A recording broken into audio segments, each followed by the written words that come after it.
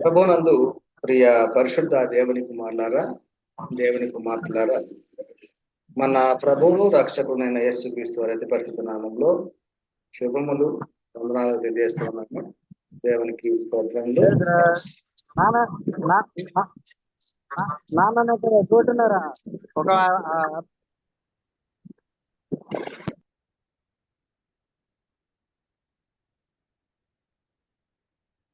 లేఖన భాగాన్ని చదువుకొని వాక్యాన్ని ప్రారంభించుకుందాం.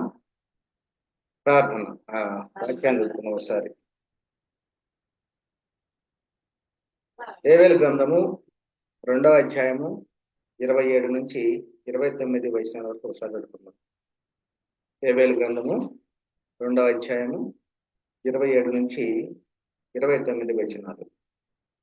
అప్పుడు ఇశ్రాయేలీల మధ్య ఉన్నవాడును నేనే అనియు, నేనే మీ దేవుడైన యెహోవాననియు, నేను తప్ప వేరొక దేవుడు ఉన్నడు లేడనియు మీరు తెలుసుకొందరు. నా జనులు ఇక ఎన్నడను సిగ్గునందక ఉందురు. తరువాత నేను సర్వజనుల మీద నా ఆత్మను కుమ్మరింతును. మీ కుమారులను మీ కుమార్తెలను ప్రవచనములు చెప్పుదురు. మీ ముసలి వారు కలలు కందురు. మీ యవ్వనులు దర్శనములు చూతురు.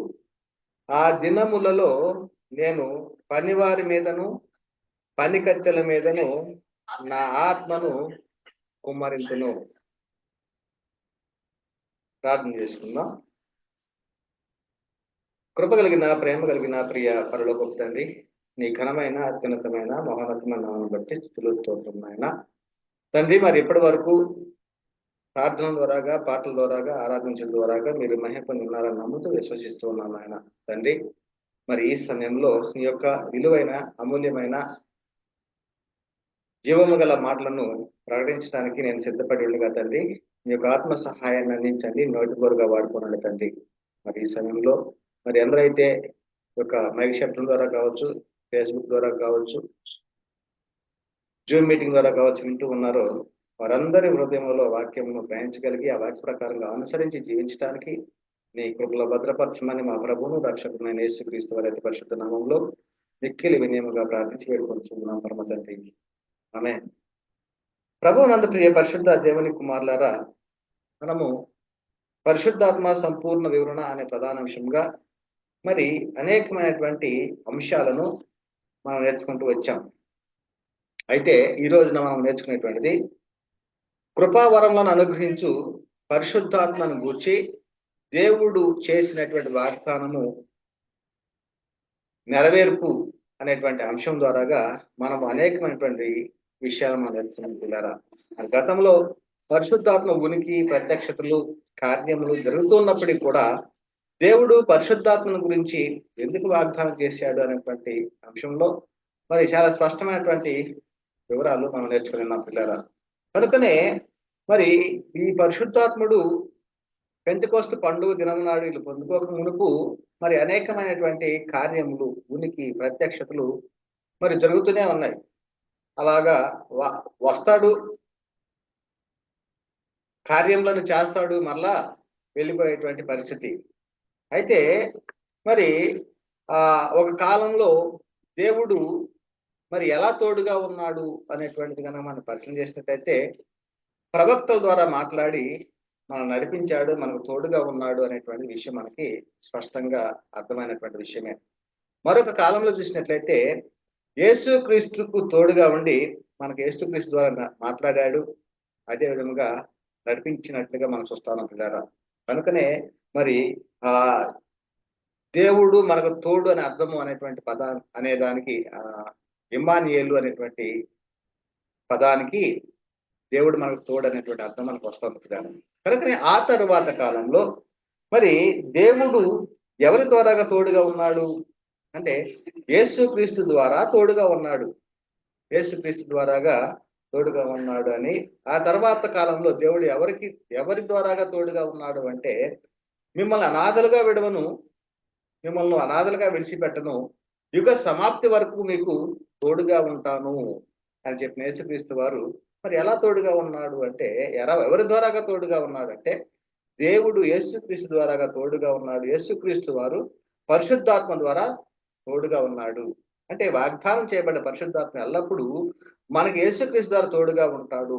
దేవుడు యేసుక్రీస్తు ద్వారా పరిశుద్ధాత్మ ద్వారా మనకి ఎల్లప్పుడూ తోడుగా ఉంటాడు అనేటువంటి అంశాలు మనం స్పష్టంగా నేర్చుకుని ఉండగా, మరి ఈ రోజున మనం నేర్చుకునేటువంటి అంశం ఏమిటంటే, కృపావరణ అనుగ్రహించు పరిశుద్ధాత్మను గురించినటువంటి దేవుడు వాగ్దానం చేస్తున్నాడు కదా, యోవేలు ప్రవక్త ద్వారాగా. ఆ యొక్క వాగ్దానము నెరవేరిందా లేదా అనేటువంటిది మనము ఈ రోజున నేర్చుకున్నాం పిల్లారా.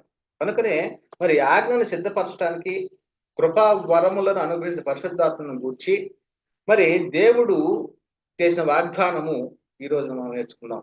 కనుకనే కృపా వరములను అనుగ్రహించిన పరిశుద్ధాత్మను గురించి బాప్తిస్మిచ్చి యోహాను చెప్పిన సందర్భాలు మనము గతంలో తెలుసుకున్నాం. అదే విధముగా ఆ తండ్రి అయిన దేవుడు చేసిన వాగ్దానం గురించి యేసుక్రీస్తు వారు ప్రత్యక్షంగా బోధించిన కాలంలో తన శిష్యులతోటి పలికినటువంటి సందర్భాలు మనం తెలుసుకుని ఉన్నాం. అదే విధముగా యేసుక్రీస్తు వారు మృతుల్లో నుండి లేపబడిన తర్వాత మరి పరిశుద్ధాత్మను గురించి తన శిష్యులతోటి చెప్పినటువంటి సందర్భాల గురించి కూడా మనం గతంలో తెలుసుకుని ఉన్నాం పిల్లరా. కనుకనే మరి ప్రవక్త అయినటువంటి యోవేలు ద్వారా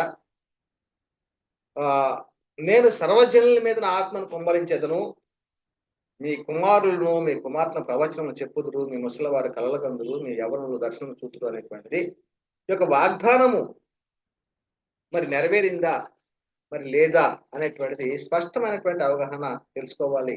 ఎందుకంటే చాలా మంది ప్రియులలో ఆలోచన ఏంటంటే, ఇంకా పరిశుద్ధాత్మ కుమ్మరింపు జరుగుతూనే ఉంది, మొదట్లో ప్రారంభంలో కొద్దిగా మాత్రమే మరి పరిశుద్ధాత్ముడు దిగివచ్చాడు, ఇంకా పరిశుద్ధాత్ముడు ఇంకా ఇంకా కొద్దిగా జరుగుతూనే ఉంది, పరిశుద్ధాత్మ కుమ్మరింపు పూర్తిగా జరగలేదు అనేటువంటిది చాలా మంది భిన్నమైనటువంటి బోధలు చేస్తా ఉన్నారు పిల్లారా. అంటే పరిశుద్ధాత్మ మరి సమృద్ధిగా కుమ్మరింపబడిందా లేదా అనేటువంటి విషయం కూడా మరి ఈ లేఖనాల ద్వారా మనము స్పష్టంగా తెలుసుకున్నాం. ఈ రోజున మరి పరిశుద్ధాత్మను గురించి దేవుడు చేసిన వాగ్దానము మరి నెరవేర్పును గురించి మరి బాప్తిస్మిచ్చి యోహాను చెప్పిన సందర్భాన్ని ఒకసారి జ్ఞాపకం చేసుకున్నాం పిల్లారా. మరి మత్తయి సువార్త 3:11 మారు మనసు నిమిత్తం నేను నీళ్ళలో మీకు బాప్తిస్మ ఇస్తున్నాను, అయితే నా వెనక వచ్చుచున్నవాడు నాకంటే శక్తిమంతుడు, ఆయన చెప్పులు మోయుటకైనా నేను పాత్రుడను కాను, ఆయన పరిశుద్ధాత్మలోను అగ్నితోనూ మీకు బాప్తిస్మం ఇచ్చును. ఇది బాప్తిస్మం ఇచ్చి యోహాను గారు ఆ కాలంలో మారు మనసు పొందండి, పరలోక రాజ్యం సమీపించి ఉన్నదని చెప్పేసి మరి ప్రకటించేటువంటి కాలంలో అక్కడ ఉన్నటువంటి జనులతోటి చెప్తున్న సందర్భం ఇది. యేసుక్రీస్తు వారు అయితే ఏం చేస్తాడంట, పరిశుద్ధాత్మతోనూ బాప్తిస్మము అగ్నితోనూ మీకు బాప్తిస్మం ఇస్తాడు అనేటువంటిది మరి బాప్తిస్మిచ్చి యోహాను గారు చెప్తున్నటువంటి సందర్భం. మరి తండ్రి అయిన దేవుడు సంఘానికి కృపా వరములను అనుగ్రహించడానికి పరిశుద్ధాత్మ వాగ్దానము ఎవరిలో నెరవేర్చబడుతుంది, ఎవరు పరిశుద్ధాత్మను అనుగ్రహిస్తారు? మరి తండ్రి అయిన దేవుడు యోవేలు ప్రవక్త ద్వారా తెలియపరచబడిన కృపావరం అనుగ్రహించి పరిశుద్ధాత్మని గురించి వాగ్దానము బాప్తిస్మిచ్చి యోహాను తెలియపరిచినటువంటి సందర్భాన్ని మనం ఇప్పుడు చదువుకొని ఉన్నాం. మరి ఈ సందర్భం గురించి క్రీస్తు యేసు యొక్క అపోస్తులు మరి జ్ఞాపకం చేసుకున్నటువంటి ఒక సందర్భాన్ని మనము తెలుసుకుందాం పిల్లారా. అది అపోస్తుల కార్యంలో 11 14-17 రాయబడి ఉంటది. అంటే బాప్తిస్మిచ్చి యోహాను అక్కడ ఉన్నటువంటి ఇశ్రాయేలుతో చెప్తున్న సందర్భము ఏం చెప్పాడు, నా వెనక వచ్చున్నవాడు నాకంటే శక్తిమంతుడు, ఆయన చెప్పులు మోయటకని నేను పాత్రుడను కాను, ఆయన పరిశుద్ధాత్మలోను అగ్నితోను మీకు బాప్తిస్మం ఇచ్చును అని యోహాను గారు చెప్పినటువంటి మాటలు ఏ సందర్భంలో జ్ఞాపకం చేసుకున్నారు అంటే, యేసుక్రీస్తు వారి యొక్క శిష్యులు అన్యజనుడైనటువంటి కొర్నేలింటి వద్ద వాక్యాన్ని ప్రకటిస్తూ ఉన్నప్పుడు పరిశుద్ధాత్మ కుమ్మరింపు జరగబడింది వారి మీద కూడా. ఆ సందర్భంలో జ్ఞాపకం చేసుకుంటూ ఉన్నారు. అది ఒకసారి చదువుకుందాం పిల్లారా. అపోస్తుల కార్యములు 11 14 నుంచి 17 వచనాల్లో పేతురు గారు చెప్తున్నాడు సందర్భము. కొర్నేలు ఇంటి వద్ద, కొర్నేలు ఒక కుటుంబ సభ్యులతోటి, నీవును నీ ఇంటి వారును ఏ మాటల వలన రక్షణ పొందుదురో ఆ మాటలు అతడు నీతో చెప్పునని తన ఇంట నిలిచి తనతో చెప్పిన ఒక దేవదూతను చూసిన సంగతి మాకు తెలిపాను అంటూ, నేను మాటలాడనారంభించినప్పుడు పరిశుద్ధాత్మ మొదట మన మీదకి దిగిన ప్రకారము వారి మీదకి దిగను. మొదట మన మీదకి దిగిన ప్రకారము ఎలాగట? వారి మీదకి దిగను.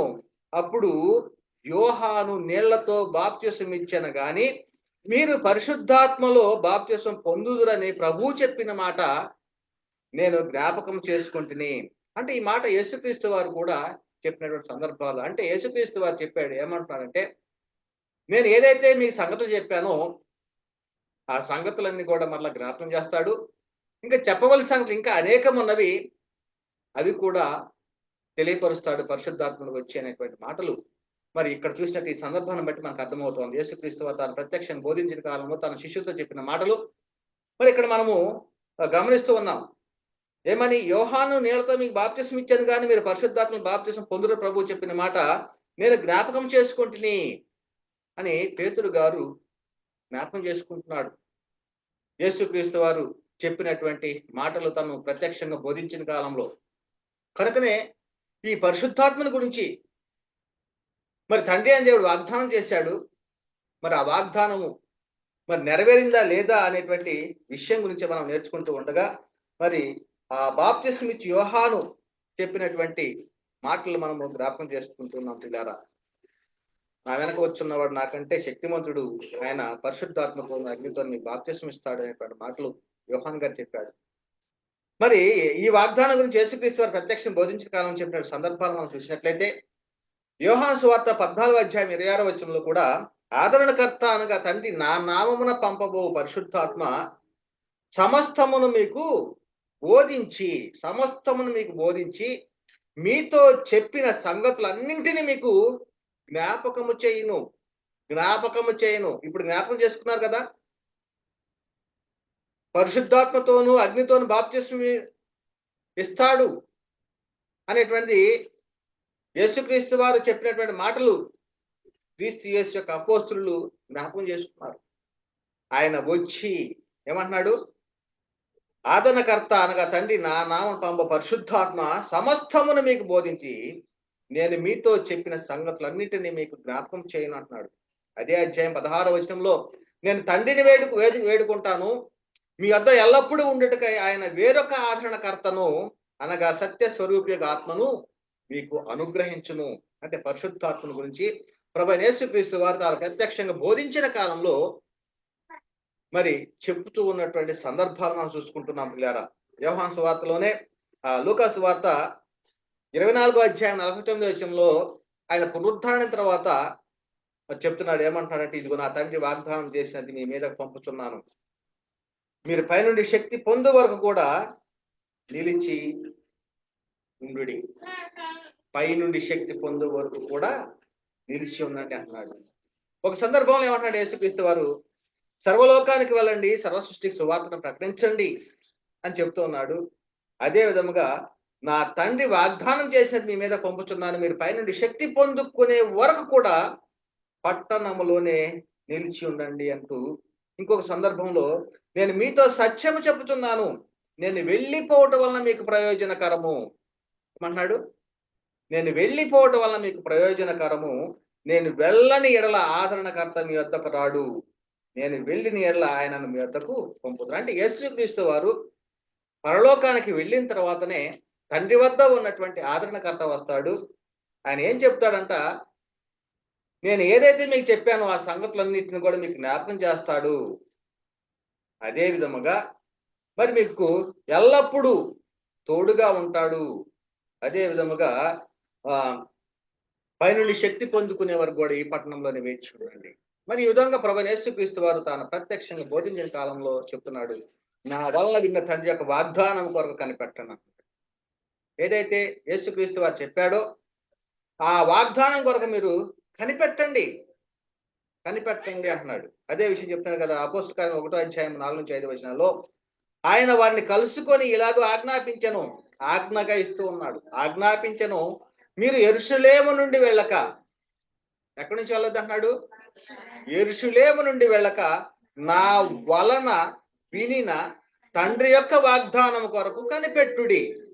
తండ్రి యొక్క వాగ్దానం అంటే ఏవేలు ప్రవక్త ద్వారాగా ప్రవచింపబడినటువంటి వాగ్దానము పరిశుద్ధాత్మను గురించి, ఆ యొక్క వాగ్దానం కొరకు కనిపెట్టండి అంటున్నాడు. మరి అంతకుముందు ఏం చెప్పి ఉన్నాడు? మీరు సర్వలోకానికి వెళ్ళండి, సర్వసృష్టికి సువార్తను ప్రకటించండి అని చెప్తున్నాడు. అదేవిధంగా నా తండ్రి వాగ్దానం చేసి మీ మీద పంపుతున్నాను, మీరు పైనుండి శక్తి పొందు వరకు కూడా పట్టణంలోనే నిలిచి ఉండండి అంటున్నాడు. మరి ఎందుకు ఆ పట్టణంలో నిలిచి ఉండాలి? మరి ఎందుకు వాగ్దానం చేసినటువంటి తండ్రి చేసిన వాగ్దానం కొరకు కనిపెట్టాలి అనేటువంటి విషయాన్ని మనము పరిశీలన చేసినట్టయితే అపోస్తల కార్యం 1:8 చెప్పబడుతున్న మాటలు మనము గ్రహించాలి ప్రియులారా. అయినను పరిశుద్ధాత్మ మీ మీదికి వచ్చినప్పుడు మీరు శక్తి నొందెదరు గనుక మీరు యెరూషలేములోను యూదయ సమరయ దేశముల ఎందంతటను దిగంతముల వరకును నాకు సాక్షులైందురని వారితో చెప్పాను. అంటే వారు శక్తి పొందుకుంటేనే గాని వాక్యాన్ని ప్రకటించేటువంటి శక్తి వారిలో ఉండదు. కనుకనే ఆయా సందర్భాల్లో మనం పరిశీలన చేసినట్టయితే యూదులకు భయపడి వారు గదిలోనికి వెళ్ళిపోయి ప్రార్థన చేసుకునేటువంటి పరిస్థితి. పేతురు గారిని చూసినట్లయితే మరి ఆయనతో పాటు నువ్వు ఉన్నావు కాదా అంటే నాకు తెలియదు అని ఒట్టి పెట్టుకుంటున్నాడు, తను శపించుకున్నటువంటి సందర్భాలు మనం అనేక సార్లు చూస్తూ ఉన్నాం. కనుకనే ఏమంటున్నాడంటే పరిశుద్ధాత్మ మీ మీదికి వచ్చినప్పుడు మీరు శక్తిని పొందారు కనుక మీరు యెరూషలేములోను యూదయ సమరయ దేశముల అందంతటను భూదిగంతముల వరకును నాకు సాక్షులైందని వారితో చెప్పిన పిల్లల. కనుకనే తండ్రి చేసినటువంటి యొక్క వాగ్దానము నెరవేరిందా లేదా అంటే అది నెరవేరింది. ఆ వాగ్దానము నెరవేరింది. ఎప్పుడు నెరవేరింది? ఎక్కడ నెరవేరింది అంటే పెంతెకోస్తు పండుగ దినము నాడు క్రీస్తు యేసు యొక్క అపోస్తులు 12 మంది ఆ పరిశుద్ధాత్మను పొందుకొని ఉన్నారు. ఆ విషయమే చెప్పబడుతోంది పిల్లరా. అపోస్తుల కార్యం 2:1-4 వారు కనిపెడుతూ ఉన్నారు, వేచి ఉన్నారు, శక్తిని పొందుకునే వరకు కూడా వారు కనిపెడుతూనే ఉన్నారు. ఆ సమయం వచ్చింది పెంతెకోస్తు పండుగ దినం నాడు. ఆ విధముగానే చెప్పినట్లుగా పరిశుద్ధాత్మను పొందుకున్నారు. తండ్రి అయిన దేవుడు చేసిన వాగ్దానాన్ని వారు పొందుకున్నారు. ఆ వాగ్దానము నెరవేరినట్లుగా మనం చూస్తా ఉన్నాం. అపోస్తుల కార్యం 2:1-4 పెంతెకోస్తును పండుగ దినము వచ్చినప్పుడు అందరూ ఒక చోట కూడి ఉండిరి. అప్పుడు వేగముగా వీచు బలమైన గాలి వంటి ఒక ధ్వని అకస్మాత్తుగా ఆకాశం నుండి అకస్మాత్తుగా వారు కూర్చుండి ఉన్న ఇల్లంతయు నిండెను. చూడండి, అంటే పరిశుద్ధాత్మ యొక్క కార్యములలో ఎలా ఉంటుంది అంటే ఆకాశం నుండి అంటే బలమైన గాలి వంటి ఒక ధ్వని ఆకాశం అకస్మాత్తుగా వారు కూడి ఉన్న ఇల్లంతయు నిండెను అంటూ, మరియు అగ్ని జ్వాలల వంటి నాలుకలుగా విభాగింపబడినట్టుగా వారికి కనబడి వారిలో ఒక్కొక్కని మీద వ్రాలగా అందరూ పరిశుద్ధాత్మతో నిండిన వారై ఆ ఆత్మ వారికి వాక్శక్తి అనుగ్రహించిన కొలది అన్య భాషలతో మాటలాడసాగిరి. ఎప్పుడు?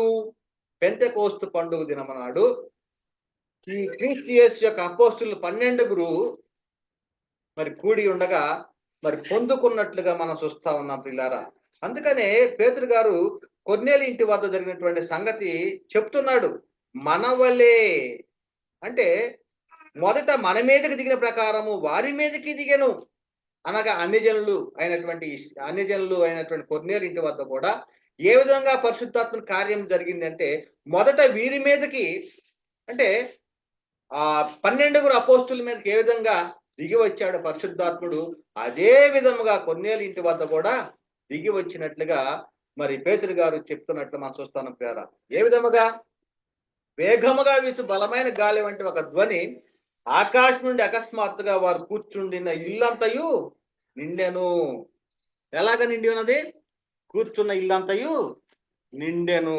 తర్వాత మరియు అగ్ని జ్వాలల వంటి నాలుకలు విభాగింపబడినట్లుగా వారిలో కనబడి వారిలో ఒక్కొక్కని మీద వ్రాలగా అందరూ పరిశుద్ధాత్మతో నిండిన వారై ఆ ఆత్మ వారికి వాక్శక్తి అనుగ్రహించిన కొలది అన్య భాషలతో మాట్లాడసాగిరి. అన్య భాషలతో మాట్లాడుతున్నారు సార్. కనుకనే పిల్లరా, తండ్రి అయిన దేవుడు చేసిన వాగ్దానం నెరవేర్చలో జరిగినటువంటి అద్భుతమైనటువంటి సంగతులు ఏమి జరిగినాయి అంటే 5వ వచనం నుండి మనము 18వ వచనం వరకు కూడా మనం చూసుకోవచ్చు పిల్లరా. 5వ వచనం అంటే అద్భుతం, మహా అద్భుతం. పరిశుద్ధాత్మ శక్తిని పొందుకున్నప్పుడు నేటి కాలంలో మ్యూజిక్ ద్వారా పరిశుద్ధాత్మ దిగి వచ్చే కేకలు, అరుపులు, గోళలు చేస్తూ ఉన్నారు. కానీ ఆ సమయంలో పరిశుద్ధాత్మ శక్తిని పొందుకున్నటువంటి అపోస్తుల దగ్గర మరి ఎటువంటి అద్భుతం జరిగిందో ఒకసారి పరిశీలన చేద్దాం. ఆ కాలమున ఆకాశము కింద నుండి ప్రతి జనములో నుండి వచ్చిన భక్తులు యూదులు యెరూషలేములో కాపురముండిరి. ఎక్కడి నుంచి వచ్చారట? ఆకాశము క్రింద నుండి ప్రతి జనములో నుండి వచ్చిన భక్తి గల యూదులు. అంటే యూదులు చెదిరిపోయారు. ఆ చెదిరిపోయి ఉన్నటువంటి వారు పెంతెకోస్తు పండుగ దినం నాడు యెరూషలేములో కూడుకునేటువంటి పరిస్థితి. ఆ సమయంలో యెరూషలేములో కాపురం ఉన్నారట. ఈ శబ్దము కలగగా, అంటే పరిశుద్ధాత్ముడు దిగి వచ్చేటప్పుడు ఎలా జరిగిందంటే శబ్దం వచ్చింది. ఈ శబ్దం కలగగా జనులు గుంపులుగా కూడి వచ్చి ప్రతి మనుష్యుడు తన తన స్వభాషలతోనూ మాట్లాడుట విని కలవరపడిరి. అలాగట స్వభాషలతో మాట్లాడారట. ఎవరి భాషలతోటి అంటే జనులు గుంపులుగా కూడి వచ్చి ప్రతి మనుషుడు తన తన స్వభాషతో వారు మాట్లాడుట. వారు అంటే అపోస్తులు మాట్లాడుతున్నారు. ఎవరి భాషలతో? ఎదురుగా ఉన్నటువంటి మరి ప్రతి జనం నుండి వచ్చినటువంటి భక్తి గల యూదులు వారి భాషలతో మాట్లాడారట క్రీస్తు యేసు యొక్క అపోస్తులు. అదే చూస్తున్నారు ఇక్కడ చెప్తున్నాడు. అంతటా అందరూ విభ్రాంతి నుండి ఆశ్చర్యపడి, ఇదిగో మాట్లాడుతున్న వీరందరూ గలిలీయులు కాదా? ఎవరట? వీరి విషయంలో విద్య లేని పామరులని చెప్పబడతా ఉంది. గలిలీయులు కాదా అంటూ మనల ప్రతి వాడు తాను పుట్టిన దేశపు భాషతో వీరు మాట్లాడటం మనం వినుచున్నామే, ఇదేమి? ఎలా మాట్లాడుతున్నారు? వారు మాట్లాడే ప్రతి ఒక్క మాట కూడా మరి ఎన్ని దేశం నుంచి భూ దిగంతం నుండి ఎక్కడి నుంచి వచ్చారో వారందరికీ కూడా అర్థమవుతా ఉంది. వారు అనేక భాషలు కలిగిన వారైనా వీరు మాట్లాడేటువంటి ప్రతి మాట కూడా వారి భాషలో మాట్లాడుతున్నట్లుగా వారికి అర్థమవుతా ఉన్నది పిల్లారా. మరి నేటి కాలంలో మరి భాషలతో మాట్లాడేటువంటి వారి విషయంలో మరి ఏం మాట్లాడుతూ ఉన్నారు? మరి అది గ్రహించగలుగుతూ ఉన్నారా? అది అర్థము తెలుస్తా ఉందా? అయితే పెంతెకోస్తు పండుగ నాడు క్రీస్తు యేసు యొక్క అపోస్తులు పొందుకున్నటువంటి పరిశుద్ధాత్ముడు మరి వారిలోకి మాట్లాడుతున్నప్పుడు, వారు పరిశుద్ధాత్మ శక్తిని పొందుకున్నప్పుడు వారు మాట్లాడే ప్రతి ఒక్క మాట కూడా అనేక ప్రాంతాల నుంచి వచ్చినటువంటి వారందరికీ కూడా ఆ మాటలు అర్థమవుతా ఉన్నాయి. వారి యొక్క స్వభాషలో మాట్లాడుతున్నట్లుగా చెప్పబడతా ఉంది. వారి యొక్క భాషలు ఏ దేశంలో నుండి వచ్చిన వారు, ఏ భాషలతో ఉన్నటువంటి వారు ఇక్కడ చెప్పబడుతున్నారు. వారందరికీ కూడా వీరు చెప్పేటువంటి మాటలు అర్థమవుతా ఉన్నాయి. అదే చెప్తున్నాడు. ఏమంటున్నాడు? మనలో ప్రతి వాడు తాను పుట్టిన దేశపు భాషలో వీరు మాట్లాడటం మనం వినుచున్నామే, ఇదేమి? పార్థీలు, మాదీలు, ఎలామీలు, మెస్పతోమియా, యూదయ, కప్పదోకియా, పొంతు, ఆసియా, పృగియా, పంపులియా, ఐగుప్తు దేశమందల వారు, కురేనే దగ్గర లిబియా ప్రాంతం మీద కాపురం ఉన్నవారు, రోమా నుండి పరవాసులుగా వచ్చిన వారు, యూదులు, యూదా మత ప్రవిష్టులు, క్రేతీలు, అరబీలు మొదలైన మనమందరమును వీరు మన భాషలతో దేవుని గొప్ప కార్యములను వివరించడం వినుచున్నామని చెప్పుకున్నది. ఎవరి భాషలతో మాట్లాడారంటే అపోస్తులు? ఇక్కడ ఎన్ని భాషలతో ఏ దేశం నుండి వచ్చారో వారి యొక్క భాషలతోటి మాట్లాడుతున్నారంట. దేవుని యొక్క గొప్ప కార్యాలట వివరిస్తూ ఉన్నారట. మరి వారు ఆశ్చర్యపడుతున్నారు. ఇది దేవుని యొక్క గొప్ప కార్యాలు, పరిశుద్ధాత్మ శక్తిని పొందుకున్నప్పుడు జరిగేటువంటి గొప్ప కార్యములు. కనుకనే అందరూ విభ్రాంతులు ఎటు తోసుకు ఇది ఏమవుతుందని ఒకరితోనొకడు చెప్పుకొనిచున్నారట. కనుకనే కొందరైతే ఏమనుకుంటున్నారంటే అపహాస్యం చేస్తున్నారట. వీరు కొత్త మద్యముతో నిండి ఉన్నారు అని అపహాస్యం చేశారట. కొత్త మద్యముతో నిండి ఉన్నారని. అయితే పేతురు గారు ఏమంటున్నాడు? అక్కడ పొందుకున్నటువంటిది మాత్రం 12 మాత్రమే, 120 మంది కాదు. పెంతెకోస్తు పండుగ దినం నాడు మరి పరిశుద్ధాత్మ శక్తిని పొందుకున్నటువంటి వారు 12 అపోస్తులు మాత్రమే అని ఈ లేఖనం ద్వారా అర్థమవుతా ఉంది. అది ఎలాగంటే వీరు కొత్త మద్యంతో నిండి ఉన్నారని అపహాస్యం చేశారు. ఇంకా ఏమంటున్నాడు పేతురు గారు, అయితే పేతురు ఆ 11 కూడా లేచి, అక్కడ ఎంతమంది ఉన్నారు పేతురుతో పాటుగా? 11 మంది ఉన్నారు. 11 మందితో పాటుగా పేతురు గారు ఉన్నాడు. 11 కూడా లేచి నిలిచి బిగ్గరగా వారితో ఇట్లనెను, యూదయ మనుషులారా, యెరూషలేములో కాపురమున్న సమస్త జనులారా, ఇది మీకు తెలియగాక, చెవి యొగ్గి నా మాటలు వినుడి. మీరు ఊహించినట్టు వీరు మత్తులు కారు. పొద్దు పొడిచి జామైనా కాలేదు. ఏవేళ ప్రవక్త ద్వారా చెప్పబడిన సంగతి ఇదే ఇక్కడ చెప్తున్నాడు. మరి తండ్రి అయిన దేవుడు పరిశుద్ధాత్మ గురించి చేసిన వాగ్దానము నెరవేరిందా లేదా అంటే పెంతెకోస్తు పండుగ దినం నాడు నెరవేరింది. ఆ నెరవేరినటువంటి నెరవేర్పును గురించి అపోస్తలుడైన పేతురు గారు చెప్పిన సందర్భం ఇది. అంత్య దినముల యందు నేను మనుషులందరి మీద నా ఆత్మను కుమ్మరించెదను. మీ కుమారులను మీ కుమార్తెలను ప్రవచించెదరు. మీ యవ్వనులకు దర్శనములు కలుగును. మీ వృద్ధులు కలలకందురు. ఆ దినములలో, ఏ దినములలో? అంత్య దినములో ఎందు అంటున్నాడు. ఇది అంత్య దినములు ప్రారంభం ఎప్పుడు అనేటువంటి అంశంలో మనం స్పష్టంగా నేర్చుకుందాం పిల్లారా. అంత్య దినముల ప్రారంభం ఎప్పుడు అనేటువంటి విషయంలో మనము మరి దీనికి జవాబుగా మరి అనేకమైన విషయాలు మనం నేర్చుకుందాం. అయితే ఆ దినములలో నా దాసుల మీదను నా దాసురాండ్ర మీదను నా ఆత్మను కుమ్మరించదను గనుక వారు ప్రవచించెదరు. మరి ఇది చెప్పబడుతున్నటువంటిది యొక్క లేఖనము, మరి వాగ్దానము, పరిశుద్ధాత్మ గురించి దేవుడు చేసిన వాగ్దానం నెరవేరిందా లేదా అంటే నెరవేరింది. కనుకనే అపోస్తలుడైన పేతురు గారు మరి ఆ ఏవేలు ప్రవక్త చెప్పిన దాన్ని ఎత్తి చూపిస్తూ ఇక్కడ చెప్తూ ఉన్న సందర్భాన్ని మనం చూస్తూ ఉన్నాం ప్రియారా. కనుకనే మరి పరిశుద్ధాత్మ గురించి వాగ్దానము తండ్రి వల్ల పొంది మీరు చూచు వినుచున్నటువంటి దీనిని కుమ్మరించి ఉన్నాడని అపోస్తులు చెప్తున్నారు. అపోస్తుల కార్యములు 2వ అధ్యాయము 31 నుంచి 33 వచనాల్లో క్రీస్తు పాతాళములో విడువబడలేదనియు ఆయన శరీరము కుళ్ళిపోలేదనియు దావీదు ముందుగా తెలుసుకుని ఆయన పునరుద్ధానమును గూర్చి చెప్పాను. ఈ యేసును దేవుడు లేపెను, దీనికి మేమందరము సాక్షులము అని చెబిది. కాగా ఆయన దేవుని కుడి పార్శ్వమునకు హెచ్చింపబడి పరిశుద్ధాత్మను గూర్చిన వాగ్దానమును తండ్రి వలన పొంది మీరు చూచుచూ వినుచున్న దీనిని కుమ్మరించి ఉన్నాడు పరిశుద్ధాత్మను గురించి. మరి ఆ యొక్క పరిశుద్ధాత్మ గురించి వాగ్దానము నెరవేరిందా లేదంటే నెరవేర్పు జరిగింది అనేటువంటి ఈ లేఖనం ద్వారా కూడా మనకు అర్థమవుతా ఉంది.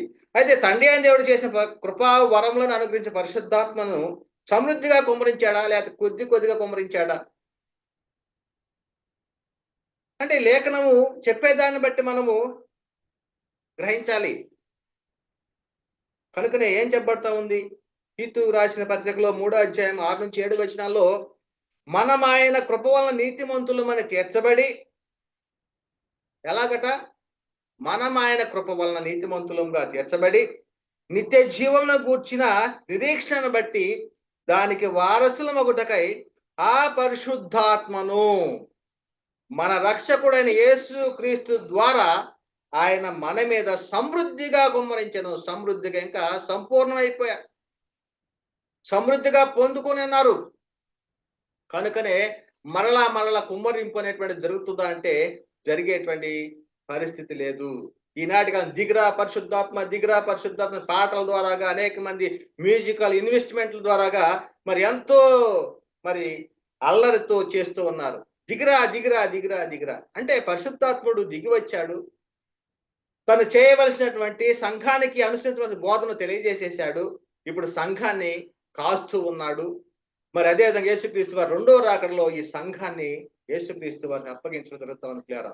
మరి ఈ విధంగా పరిశుద్ధాత్ముడు మరి సంఘాన్ని కాసేటువంటి పరిస్థితి నేటి కాలంలో అసత్యంను సత్యంగా మార్చేటువంటి వారి విషయంలో సత్యాన్ని బోధించే వారిని సంఘములో అధ్యక్షులుగా నియమించాడు.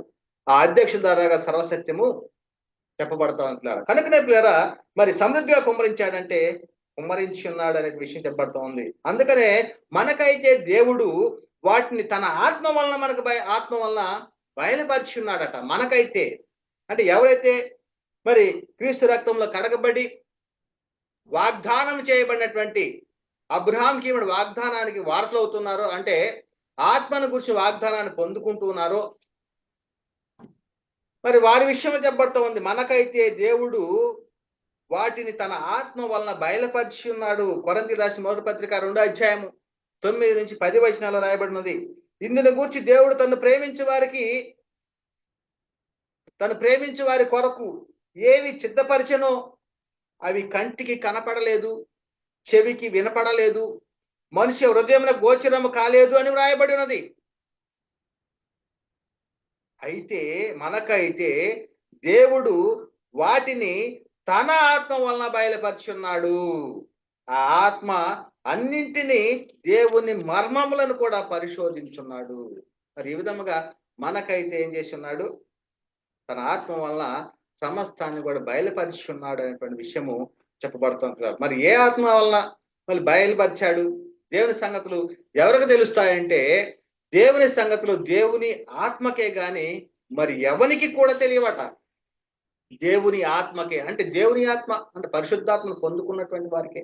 అదే విషయం చెప్తున్నాడు కొరింథీయులకు రాసినటువంటి మొదటి పత్రికలో 2వ అధ్యాయం 11 నుంచి 12 వచనాల్లో, ఒక మనుషుని సంగతులు అతనిలోనున్న మనుష్యాత్మకే గాని మనుషులలో మరి ఎవరికి తెలియను. అంటే మనుషునిలో ఉన్నటువంటి సంగతులట మనిషిని ఆత్మకే గాని మనుషుల్లో మరి ఎవరికి తెలియను అంటూ, అలాగే దేవుని సంగతులు, ఎవరి సంగతులట? దేవుని సంగతులు దేవుని ఆత్మకే గాని మరి ఎవరికి తెలియదు అంటూ, దేవుని వలన మనకు దయచేయబడిన వాటిని తెలుసుకొనుటకై మనము లౌకికాత్మను కాక దేవుని యొద్ద నుండి వచ్చు ఆత్మను పొంది ఉన్నాము. దేవుని యొద్ద నుండి వచ్చి ఆత్మను పొంది ఉన్నాము. మరి ఏదైతే క్రీస్తు యేసు యొక్క అపోస్తులు సిద్ధపరిచి మరి స్థిరపరిచిన వాక్యం మన హృదయంలో ఉంటుందో, మనలో పరిశుద్ధాత్ముడు ఉన్నట్లుగా లేఖనము చెప్పబడతా ఉంది పిల్లారా. కనుకనే మరి అపోస్తులు సువార్తను ఎలా ప్రకటించారు అంటే, వాళ్ళు పరలోకం నుండి పంపబడిన పరిశుద్ధాత్మని చేత సువార్త ప్రకటించారు. అదే చెప్తున్నాడు. అపోస్తులు సువార్తను ఏ విధంగా ప్రకటించారు? మరి వారు సొంత మాటలైనా బోధించారా? మరి ఏ విధంగా వారు ప్రకటించారు సువార్తను అంటే, పేతురు గారు రాసిన మొదటి పత్రికలో 1వ అధ్యాయం 12వ వచనం ఒకసారి చదువుకుందాం పిల్లారా. పరలోకము నుండి పంపబడిన పరిశుద్ధాత్మ వలన మీకు సువార్త ప్రకటించిన వారి ద్వారా మీకు ఇప్పుడు తెలియబడిన ఈ సంగతుల విషయమే అంటున్నాడు. మరి ఈ సంగతులన్నీ కూడా మనం ఎలా తెలుసుకున్నాము అంటే, అపోస్తులు పరలోకం నుండి పంపబడిన పరిశుద్ధాత్ముని వలన సువార్త ప్రకటించడం ద్వారా అనేటువంటిది చెప్పబడుతున్నారు. కనుకనే అపోస్తులు ప్రకటించేటువంటి సువార్తకు ఎవరు సాక్షులుగా ఉన్నారు? ఎవరు సాక్షులుగా ఉన్నారు అపోస్తులు ప్రకటించే సువార్తకు? అదే చెప్తున్నారు కదా, మేమును దేవుడు తనకు విధేయులైన వారికి అనుగ్రహించే పరిశుద్ధాత్మయు ఈ సంగతులకు సాక్షులమై ఉన్నామని చెప్పబడతా ఉంది. ఎవరెవరైనా సాక్ష్యం ఉన్నారు ఆ సువార్తను ప్రకటించడానికి? మరి అపోస్తులు ప్రకటించిన సువార్తకు ఎవరు సాక్షులు అంటే చెప్పబడతా ఉంది, మేమును అంటున్నాడు. అదే విధముగా తనకు విధేయులైన వారికి అనుగ్రహించినటువంటి పరిశుద్ధాత్మ ఈ సంగతులకు సాక్షులమై ఉన్నాము అని చెప్పబడతా ఉంది. ఇదే విషయం చాలా సందర్భాల్లో మరి అపోస్తుల కార్యంలో 5వ అధ్యాయంలో 28 నుంచి 32 వచనాల్లో రాయబడి ఉన్నది. ప్రధాన యాజకుడు వారిని చూసి, ఈ నామమును బట్టి బోధింపకూడదని మేము ఖండితంగా ఆజ్ఞాపించలేదా అంటున్నాడు. యేసుక్రీస్తు వారి గురించి మొదటి శతాబ్ద కాలంలో మరి ఆయన చనిపోయాడు, సమాధి చేయబడ్డాడు, తిరిగి లేపబడ్డాడు. మీరు ఎవరినైతే శిలువ వేసి చంపితిరో ఆయనను మరి దేవుడు లేపాడు, తన శక్తి వలన మమ్మల్ని కూడా లేపుతాడు అనేటువంటిది మరి అపోస్తులు ప్రకటించేటువంటి సందర్భంలో వారిని మరి సభలకు పట్టించేటువంటి పరిస్థితి. మరి ఆ సమయంలోనే ఏమంటున్నారని ప్రధాన యాజకుడు వారిని చూసి, ఈ నామం బట్టి బోధింపకూడదని మీకు ఖండితంగా ఆజ్ఞాపించలేదా? ఇదిగో మీరు యెరూషలేములోను మీ బోధతో నింపి ఈ మనిషిని హత్య మా మీదకి తేవాలని ఉద్దేశించున్నారని చెప్పాను. అందుకు పేతురును అపోస్తులను, మనుషులకు కాదు దేవునికే మేము లోబడవలను కదా. ఎవరికి లోబడాలట? దేవునికే లోబడవలను కదా. మీరు మ్రానున వేలాడవేసి సంహరించిన యేసును మన పితరుల దేవుడు లేపెను. ఎవరు లేపారు యేసుక్రీస్తు వారిని? మన పితరుల దేవుడు లేపెను. ఇంకేమంటున్నాడు? ఇశ్రాయేలులకు మారు మనసును పాప క్షమాపణను దయచేయుటకై దేవుడు ఆయనను అనగా యేసుక్రీస్తును అధిపతిని గాను రక్షకుని గాను తన దక్షిణ హస్త బలము చేత హెచ్చించి ఉన్నాడు అని చెప్తూ, మేమును దేవుడు తనకు విధేయులైన వారికి అనుగ్రహించిన పరిశుద్ధాత్మయు ఈ సంగతులకు సాక్షులమై ఉన్నామని చెప్పిరి. చూడండి, అంటే మరి పరిశుద్ధాత్మని యొక్క ఆ శక్తిని పొందుకున్నటువంటి అపోస్తులు తండ్రి చేసిన వాగ్దానాన్ని పొందుకుని ఉన్నారంటే పొందుకున్నారు. పొందుకొని ఉండబెట్టే మేమును దేవుడు తనకు విధేయులైన వారికి అనుగ్రహించిన పరిశుద్ధాత్మయు ఈ సంగతులకు సాక్షులమై ఉన్నామనేటువంటిది అపోస్తులు ప్రకటిస్తున్నారు. కనుకనే ఇంకొక సందర్భంలో తిమోతికి రాసిన 2వ పత్రిక 1వ అధ్యాయము 6 నుంచి 8 వచనాల్లో, ఆ హేతువు చేత నా హస్త నిక్షేపణము వలన నీకు కలిగిన దేవుని కృపావరము ప్రజ్వలింప చేయవలని నీకు జ్ఞాపకం చేయుచున్నాను. ఎలాగ తర్వాత అంటే కృపా వరములను అనుగ్రహించేటువంటి పరిశుద్ధాత్మను పొందుకోవాలి అంటే ఎలాగంటే అపోస్తులు హస్త నిక్షేపణం ద్వారాగానే మరి కృపా వరములు పొందేటువంటి పరిస్థితి. ఆ తర్వాత వారు హస్త నిక్షేపం చేయటం వలన కృపా వరములు పొందేటువంటి పరిస్థితి లేదు. అపోస్తులు హస్త నిక్షేపం చేయటం ద్వారాగానే కృపావరం గురించి పరిశుద్ధాత్మ పొందుకుంటారు. అదే విషయం చెప్తున్నాడు. ప్రజ్వలింప చేయవాలని నీకు జ్ఞాపకం చేస్తున్నాను. దేవుడు మనకు శక్తియు ప్రేమయు ఇంద్రియ నిగ్రహమును గల ఆత్మనే ఇచ్చాను గాని పిరికితనము గల ఆత్మను ఇయ్యలేదు. కాబట్టి నీవు మన ప్రభువు విషయమైన సాక్ష్యమును గూర్చేనను ఆయన ఖైదీనైన నన్ను గూర్చేనను సిగ్గుపడక దేవుని శక్తిని బట్టి సువార్త నిమిత్తమైన సమానుభవంలో పాలివాడై ఉండుము. కనుకనే మరి దేవుడు మనకి ఇచ్చినటువంటిది ఎటువంటి ఆత్మను అనుగ్రహించినాడు? ఇంద్రియ నిగ్రహం కలిగిన ఆత్మను మనకు అనుగ్రహించాడు అని చెప్పబడుతుంది. కనుకని కాబట్టి ఉపేక్షించువాడు మనిషిని ఉపేక్షింపడు కానీ మీకు తన పరిశుద్ధాత్మను అనుగ్రహించిన దేవుణ్ణే ఉపేక్షించుతున్నాడు అనేటువంటిది కూడా లేఖనం చెప్పబడుతూ ఉంటారు. కనుకనే ఆత్మ యొక్క మరి పరిచర్యలు కార్యాలు మరి ఎలా ఉన్నాయి? మరి ఆత్మ ఒక్కడే, ఆ ఒక్కడైనటువంటి ఆత్మ గురించి మరి ఆయన చేసినటువంటి పరిచర్యలు, ఆయన చేసినటువంటి కార్యములు ఎలాగున్నాయో ఒకసారి పరిశీలన చేద్దాం పిల్లారా. అపోస్తలుడైనటువంటి పౌలు గారు కొరింథీయులకు రాసినటువంటి మొదటి పత్రిక 12వ అధ్యాయము 4 నుంచి 11 వచనాలు ఒకసారి చదువుకుందాం. మరి ఆత్మ ఒక్కడే కానీ పరిచర్యలు కార్యాలు అనేకము. అలాగా అంటే కృపావరములు నానా విధములుగా ఉన్నవి కానీ ఆత్మ ఒక్కడే. మరియు పరిచర్యలు నానా విధములుగా ఉన్నవి కానీ ప్రభువు ఒక్కడే అనగా యేసుక్రీస్తు. నానా విధములైన కార్యములు కలవు కానీ అందరిలోనూ అన్నిటిలోనూ జరిగించు దేవుడు ఒక్కడే. ఇక్కడ ముగ్గురు గురించి రాయబడి ఉంది. ముగ్గురు మరి చేస్తున్నటువంటి కార్యాలు రాయబడి ఉన్నవి. కృపావరములు నానా విధములుగా ఉన్నవి కానీ ఆత్మ ఒక్కడే. ఆత్మ ఒక్కడే అనగా పరిశుద్ధాత్ముడు. చాలా మంది చెబుతా ఉన్నాడు ఏమిటంటే పరిశుద్ధాత్మ వ్యక్తి కాదు, ఒక శక్తి మాత్రమే అని బోధించే వాళ్ళు చాలా మంది ఉన్నారు. కానీ లేఖనం ఏం చెప్పబడతా ఉంది? పరిశుద్ధాత్ముడు కూడా దేవుని కుమారుడని రాయబడి ఉంది. కానీ చాలా మంది మరి మనోనేత్రంలో వెలిగింపబడనటువంటి వారు పరిశుద్ధాత్ముడు శక్తే గాని వ్యక్తి కాదు అనేటువంటి బోధలు చాలా మంది చేస్తున్నట్టు. నేటి కాలంలో సాతాను సమాజం బోధించే బోధ అది ఎలా ఉంటుందో ఒకసారి ఆలోచించండి. కృపావరం నానా విధంగా ఉన్నవి కానీ ఆత్మ ఒక్కడే. మరి పరిచర్యలు నానా విధములుగా ఉన్నవి కానీ ప్రభువు ఒక్కడే అనగా యేసుక్రీస్తు వారు. నానా విధములైన కార్యములు కలవు కానీ అందరిలోనూ అన్నింటినీ జరిగించు దేవుడు ఒక్కడే.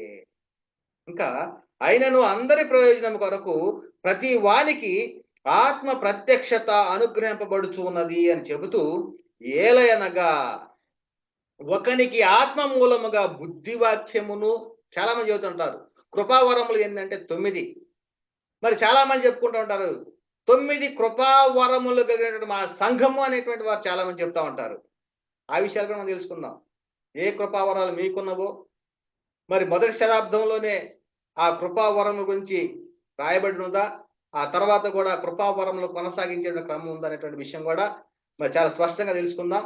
కనుకనే ఇక్కడ ఏం చెప్పబడతా ఉందంటే, ఏలగనగా ఒకనికి ఆత్మ మూలముగా బుద్ధివాక్యమును, మరి ఒకనికి ఆ ఆత్మను అనుసరించి జ్ఞానవాక్యమును, మరి ఒకనికి ఆ ఆత్మ వల్లనే విశ్వాసమును, మరి ఒకనికి ఆ ఆత్మ ఆ ఒక్క ఆత్మ వల్లనే స్వస్థపరుచు వరములను, మరి ఒకనికి అద్భుత కార్యములను చేయు శక్తియు, మరి ఒకనికి ప్రవచన వరమును, మరి ఒకనికి ఆత్మల వివేచనయు, మరి ఒకనికి నానావిధ భాషలను, మరి ఒకనికి భాషల అర్థము చెప్పు శక్తియు అనుగ్రహింపబడి ఉన్నవి అని చెబుతూ 11వ వచనం చెప్పబడతా ఉందంటే, అయినను వీటన్నింటినీ ఆ ఆత్మ ఒక్కడే తన చిత్తము చొప్పున ప్రతి వానికి ప్రత్యేకముగా పంచి ఇచ్చుచు కార్యసిద్ధి కలగజేయుచున్నాడు. కనుక ఈ కార్యములు ఎప్పటి కాలంలో జరిగాయి అంటే మొదటి శతాబ్ద కాలములోనే జరిగాయి.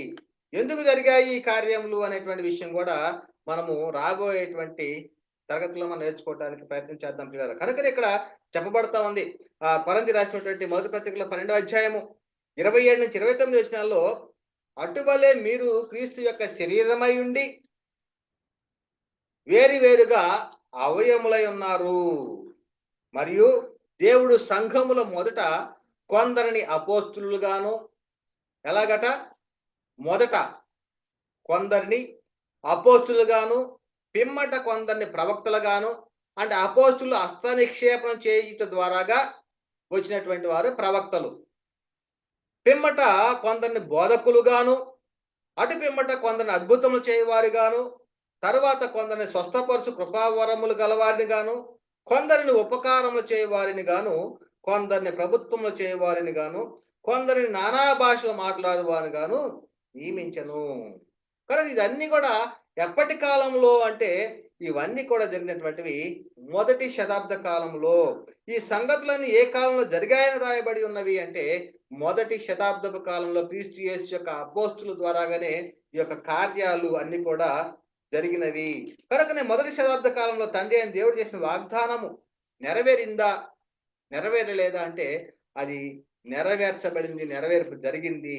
కృపా వరములను అనుగురించి పరిశుద్ధాత్మ సమృద్ధిగా కుమ్మరింపబడి ఉన్నదా, కుమ్మరింపబడలేదంటే సమృద్ధిగా కుమ్మరింపబడింది. అదే విధముగా పరలోకం నుండి పంపబడిన పరిశుద్ధాత్మ ద్వారా యేసుక్రీస్తు వారు చెప్పినటువంటి ప్రత్యక్షముగా బోధించిన సంగతులు ప్రారంభ సంఘములో జ్ఞాపకం చేశాడా అంటే ప్రారంభ సంఘములో జ్ఞాపకం చేసినట్లుగా మనం చూస్తా ఉన్నాం. అదే విధంగా పరలోకం నుండి పంపిన పరిశుద్ధాత్మ ద్వారా యేసుక్రీస్తు వారు ఇంకను చెప్పవలసిన అనేక సంగతులు ప్రారంభ సంఘంలో తెలియజేశాడంటే అవన్నీ కూడా సంపూర్ణంగా తెలియజేశాడు. ఈ కృపా వరములను గురించి పరిశుద్ధాత్మను కూర్చిన ఎవరు వాగ్దానం చేశారంటే తండ్రి అయిన దేవుడు వాగ్దానం చేశాడు. మరి ఆ వాగ్దానము ఎవరు పంపించారంటే యేసుక్రీస్తు వారు పంపించారు. మరి ఆ కృపావరం అనుగురించి పరిశుద్ధాత్మ ఎక్కడి నుంచి వచ్చి ఉన్నాడంటే తండ్రి వద్ద ఉన్నాడు, ఆయన తండ్రి వద్ద నుంచి వచ్చాడు. మరి ఈ వాగ్దానం నెరవేర్పు జరిగిందా లేదా అంటే జరిగిపోయింది. ఎప్పుడు అంటే మొదటి శతాబ్ద కాలంలో పెంతెకొస్తు పండుగ దినమునాడు.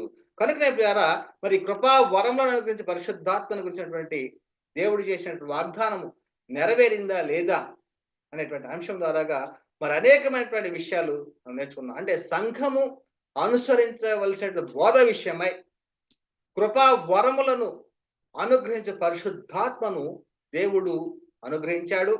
పెంతెకొస్తు పండుగ దినం నాడు నెరవేర్చి ఉన్నాడు. కనుకనే వారు ఏ బోధన లక్ష్యం ఉంచాలట? అపోస్తుల బోధేనను, సహవాసమందును, రొట్టె విరుచుటేందును ఎడతెక్క కూడుకుంటూ ఉన్నారు. ఇదే పరిశుద్ధాత్మ శక్తిని పొందుకున్న తర్వాత క్రీస్తు యేసు యొక్క అపోస్తులు ప్రకటించినటువంటి బోధ ప్రకారముగానే సంఘము అనుసరించాలి. సంఘము ఆ బోధ వింటేనే నిత్య జీవం వస్తుంది అనేటువంటిది ఈ యొక్క లేఖనాల ద్వారా మనం స్పష్టంగా తెలుసుకున్నట్టు. కనుకనే రానున్నటువంటి తరగతుల్లో ఇంకా అద్భుతమైనటువంటి విషయాలు, అంత్య దినములు ప్రారంభం ఎప్పుడు, మరి అదే విధంగా మరి సంఘములో కృపా వరములు అందించిన పరిశుద్ధాత్ముడు చేసినటువంటి కార్యములు ఏ విధంగా ఉన్నవి, ఇంకా చాలా అద్భుతమైన విషయాలు మరి నేర్చుకోవడానికి మనం ప్రయత్నం చేద్దాం. మరి ఇప్పటి వరకు చెప్పబడిన మాటలు వింటున్న ప్రతి ఒక్కరిలో కూడా దేవుడు నీరు కట్టి ఫలింప చేయను గాక. వింటున్న ప్రతి ఒక్కరిలో కూడా దేవుడు ఈ యొక్క వాక్యమును కార్యసిద్ధి కలగజేయను గాక. అందరికీ వందనాలు. దేవునికి స్తోత్రములు. పరిశుద్ధాత్మను గురించి దేవుడు చేసిన వాగ్దానము నెరవేర్పు, ఈ అంశాన్ని చక్కగా వివరించిన దైవజనులు కాకి వెంకట్రావు గారికి యేసుక్రీస్తు నామములో హృదయపూర్వక వందనములండి.